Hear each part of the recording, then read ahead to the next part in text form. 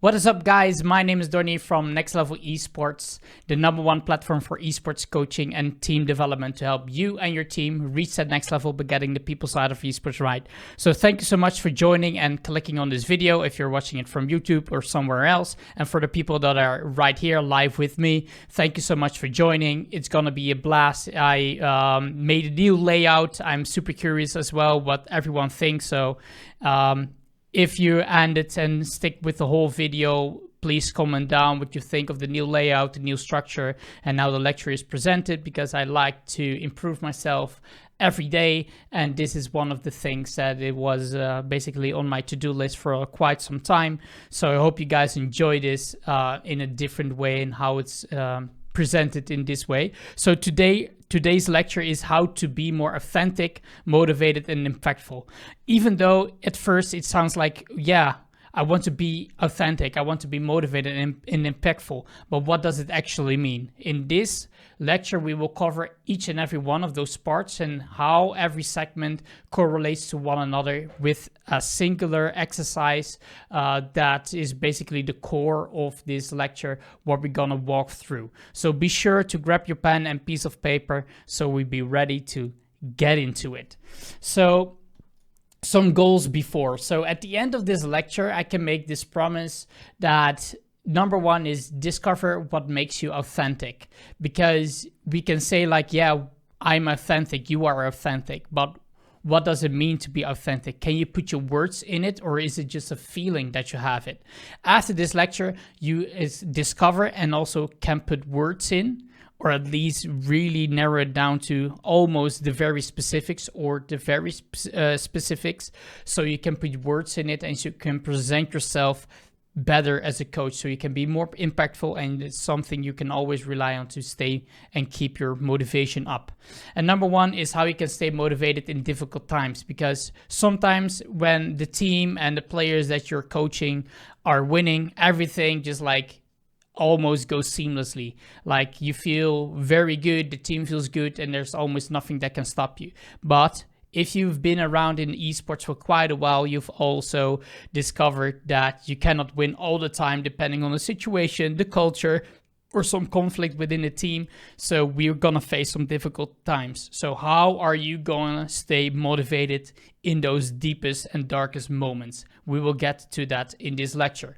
And #3 is understand when you are the most impactful. We can have coach methods, we can have different analysis, we can have a lot of strategic and tactical knowledge, and of course those things are important as well. But to really be impactful and to stand out from other coaches, to really be a rememberable coach, like if a player is still talking about you and your coaching style and the way you handle things in 3 years, then you've done a really good job. And I try to help you to become that kind of coach that stands out from the rest by being authentic. So let's get into it. So what I'm gonna do is I put this one here for YouTube at the end of this lecture. So let's get into it. So first off, I want to start with the story time. So I've met a lot of coaches in my career working within esports, from performance coaches, also within the last episodes of the podcast that I'm doing. I'm talking to a lot of coaches all the time on a daily or at least weekly basis. And it's very interesting to see those different coaches coach the same game, but everyone has their own style, their own way of doing things. So I picked just to keep those coaches anonymous. I won't call them by their name, but just like a story, so you have a bit of context what we're gonna talk about. So there's one coach that was very new to the scene. He was a CSGO coach, and at the beginning he was really finding his way, and he was always saying like, yeah, I want to be a leader, but more so in the shadows, like behind the curtain, behind the stage. Like I want to control the team by giving some stuff so they can improve a little bit of tactical knowledge, a bit of strategical knowledge, and mostly the human side of esports, making them feel comfortable, making them feel all right. But there's a thing that he said that he wanted to be that coach, but when he was in that moment, and he was in the leadership role of a coach, or that he had the opportunity to do that, he wasn't really taking on his role. It was a discrepancy of what he wanted to do and what he was actually doing in the coaching scene. So he was hours upon hours doing scrims, but he wasn't really that much communicating with the players. He only doing the minimal stuff, but really, really minimal. Even though he did his preparations and he had his best intentions, he couldn't make it click. And why was that? Oftentimes, coaches are doing other stuff that other people are saying that they are doing, but they forget who they truly are and who they want to be. And when you are a starting off coach, let's say the first year, it can be difficult to understand what is your coaching style. So you want to develop that. And this lecture also helps that. So that is one coach that you can maybe relate to maybe a couple of years ago if you're a more experienced coach, but that is basically one little context story. So the second coach, he's been a tremendous coach. He international plays, won championships, and now he's also coaching in League of Legends. And the person that I talked to, he has a play style from the international scene, and when he brings it back to the more local scene, it's a discrepancy there. So he had to reinvent his way of coaching, and some things did work out, but some things didn't work out, because the things that work on a professional level doesn't mean that it works on a semi-professional level or an amateur level. And the same is also true for the opposite. So if you're a semi-professional coach and you feel like, okay, this is what I do and this is effective, I can get results. When you are leveling up in the ranks of international coaching, European coaching, or whatever bigger continental leagues that you might be playing in, the coaching style also needs to grow and change within it, depending on who you are and the environment that you are in. But this particular coach had a bit difficulty also with communicating with others through the online environment, because he was always in a gaming house, and he was really, you can say, struggling to find his ways. So that is number two. And then there's a local coach that I know, and he have always been a local coach, and he has his successes. He's a very effective coach. And how he talks about coaching is like, I know that I don't want to be the international coach because esports is not really a career laid out for me, but I like to do it on the side as a hobby. And what I just do, like, I am not the type of coach that is super leadership, but I try to be more democratic, and I just like ask questions and let basically the team lead for me. And of course it has its pros and cons, obviously, but he could clearly describe what he is and what he wanted and the way how he coaches. So these are, it's a little bit of an open goal question. It's easy to score, but who is the most authentic coach out of this three? Is it the international coach that is coming from the international scene, going to the local scene? Is it the starting off coach that's really finding his ways and really thinking about what he wants to do? Or is it just like the local coach that has its successes, but he's confined and very congruent in what he is and what he can do? So you can speak up or put your answer into the lecture workshop channel, and maybe a small description of why you think this particular coach is most authentic. Well, I'll just jump straight at the gun then, if you don't mind. Sure, let's go. So I would beg to differ. There's always an authentic coach in each and every scenario.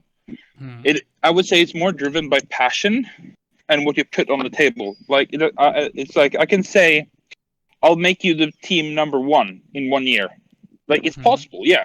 Like it's absolutely possible. Statistically, it's proven that you can become the best team in the world within 6 months, with grueling training and like a will that never dies, iron will playing, if you heard that term. It's always possible, but going into the specific coaching styles and going into the specific per style, it's all personal, right? It's really hard to say who's authentic and who's not due to the fact that just everybody is different, right? Somebody likes chocolate, somebody likes vanilla, right? Mm-hmm. And by the same terminology, you can transfer that over to teams, and at the same time, you cannot. Right. Because I can be authentic while also being wrong, but I can also be authentic by being right, if that makes sense. Yes, for sure. Because I can lead you on to the path. I can tell you all the right things, and I can sit there and burn my eyes out for you. Like, I have all the right knowledge. I know what you need to do. But if I can't rely that to you in a way that you understand, I can be an authentic coach, but I'll be a trash coach that I don't know how to, or I don't understand that you don't understand what I'm saying, right? Right. It's all dependent on the drive, I would say, in basic terms, right? Like how you're able to understand the situation and relay the information. Right. If So that makes sense. this is sorry to interrupt you, That's but fine. more to summarize it. So what you're saying is like it depends on different things, your drive and also your environment, and you can still be an authentic coach. And I 100% Absolutely. It's all about passion. I 100% agree with you. There's also a thing with drive doesn't necessarily make you an authentic coach, because what I it makes you what you call it makes you a visualizer, because if you don't know what you're doing, but you're willing to do whatever you can to figure out what that is, I would call that authentic. Because I've been in contact with some coaches that have been in the pro scene, right? But they were like a deadbeat calendar. Not to shame on them or anything. They know what they're doing and stuff, right? But they've been there. They've seen so much misfortune. They're just like, yeah, whatever. If they don't take what I'm saying, then it's just whatever.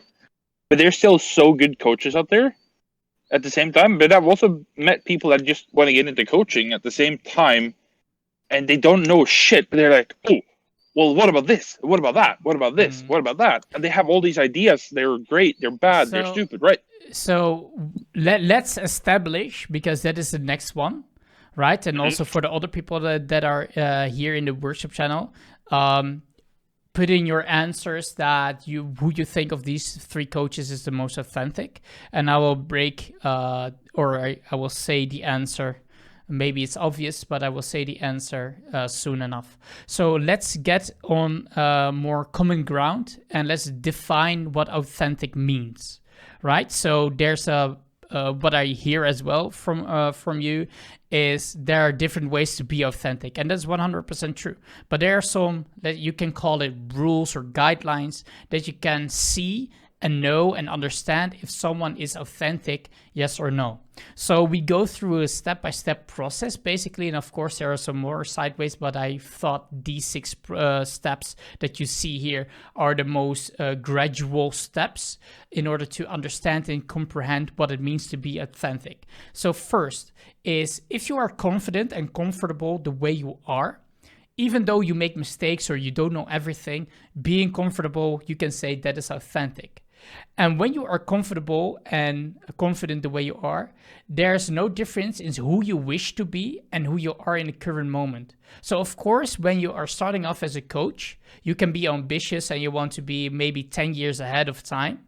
But if you put it in a timeline, right, and you are in year 1 or year 5 and you want to be in that experienced coach of year 10, if you are on that same track, the same reel, basically, if you are a train, then you are congruent and you are still who you want to be, because you cannot like hex yourself. You cannot put in like a Harry Potter curse or something on you, or it takes time to master a skill.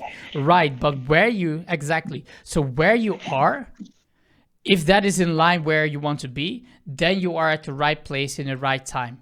And when you are at the right place, and this is a good rule of thumb as well, your beliefs and values match the actions and behaviors. So if you got these big visions and ambitions that you want to become an international coach or a big name in the scene, whatever game or anything, what you're doing, you match your actions and behaviors with that.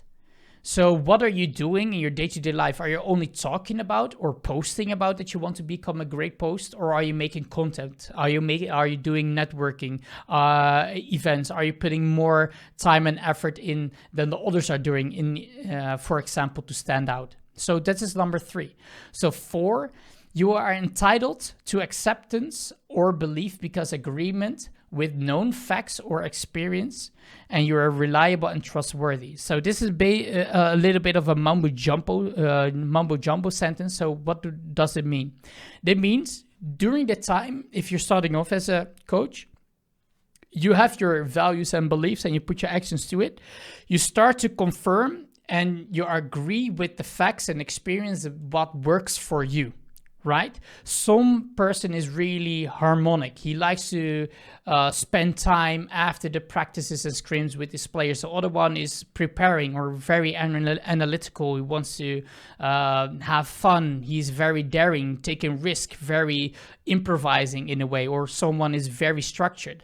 And every coach decides and figures out for itself that you build on to your experiences and that you become more reliable and trustworthy, because people from the outside also start to view you as he is this particular coach. Oh, he's a very flamboyant, extroverted, risk-taking coach that likes to go really deep into people's faces, but he's getting results. While on the other hand, it can be someone that's very methodical, planning, etc. So that is number 4. You build up your experiences and your belief and actions of value are strengthened along the way.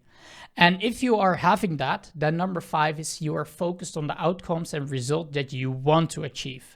So instead of focusing on everything, and of course, sometimes you have to give attention to the details or depending who you are or the bigger picture, depending on the situation.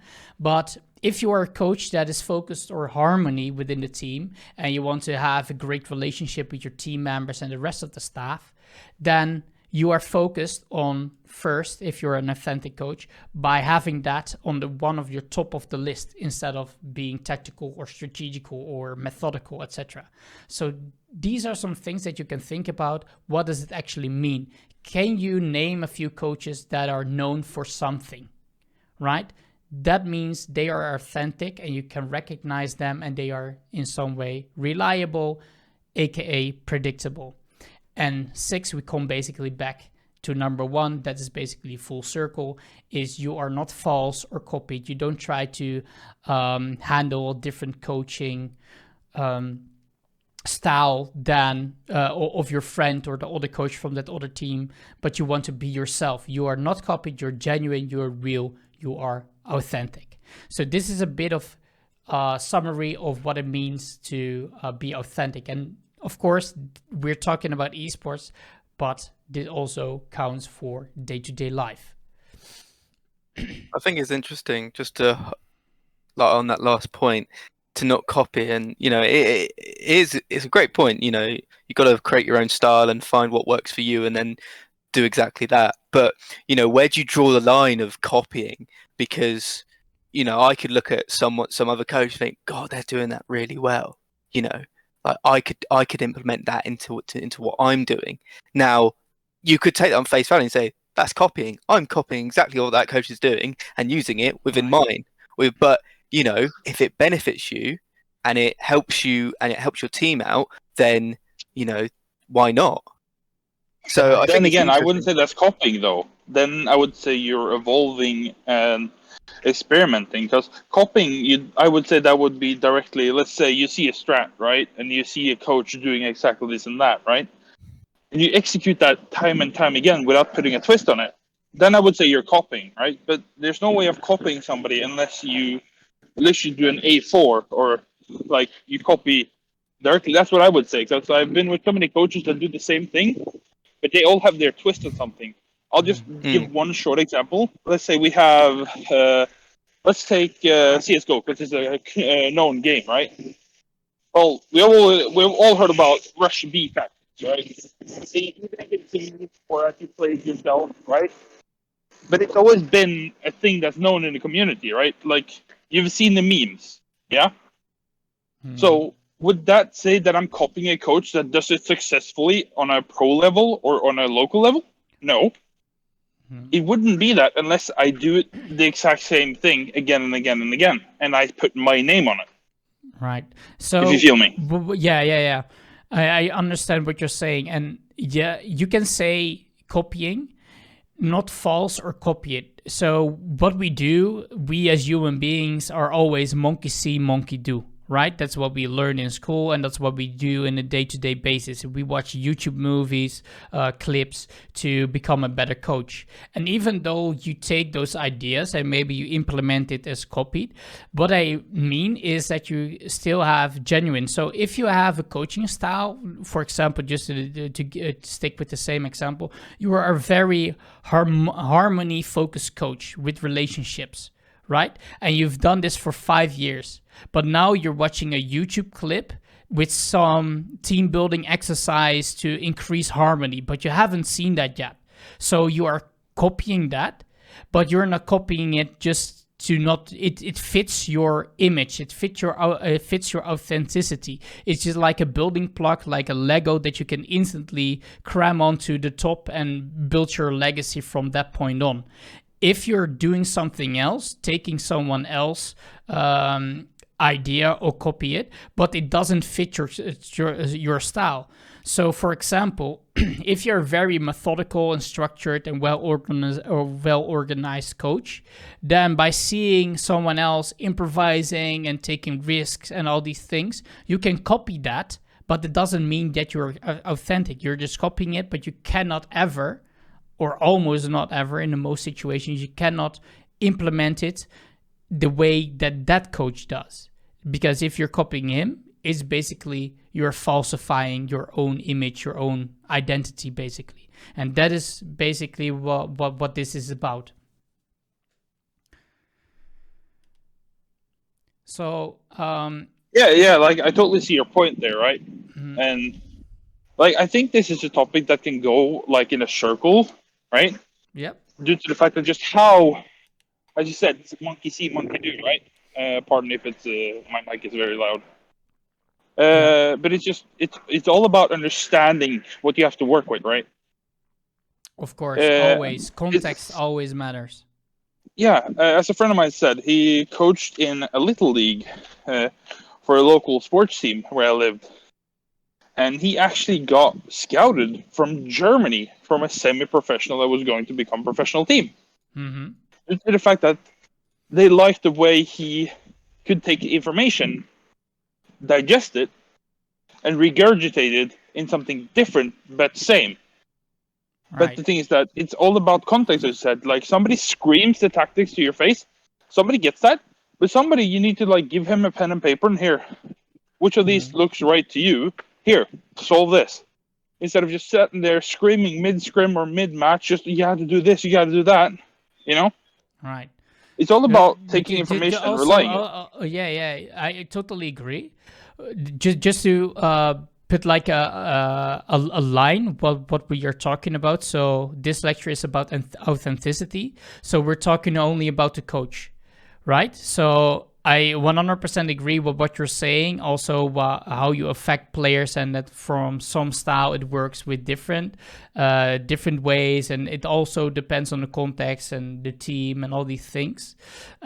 In this lecture, we're solely talking about you as an individual, us as coaches, and coaches in general, just for their own sake. So not focused outward, if you can say, but more focused inward. Who am I? Yeah, that was the point.